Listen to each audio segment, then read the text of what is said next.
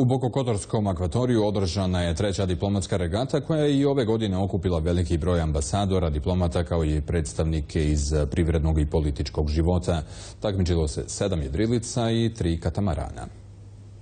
Treća diplomatska regata održana je u Bokokotorskom zalivu. Ambasadori, diplomate, privrednici kao i političari takmičili su se u 7 jedrilica i 3 katamarana. Veoma nam je drago što se treću jesen zaredom družimo.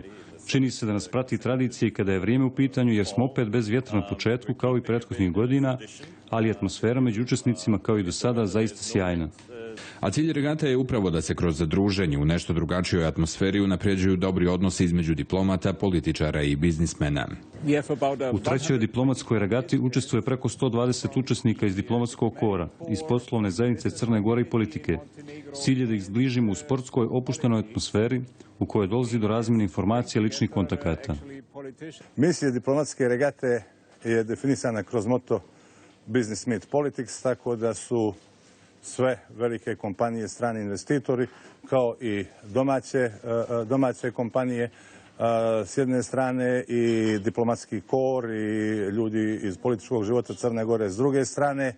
Evo na jednom, da kažem, druženju koje treba da u svakom daljem radnom odnosu da im pomogne da ti odnosi, poslovi, izgradnja za dobro čitave Crne Gore bude bolja. Regata je krenula od Porto Montenegra kroz kanal Verige oko ostrva Sveti Đorđe i Gospa od Škrpjela i nazad.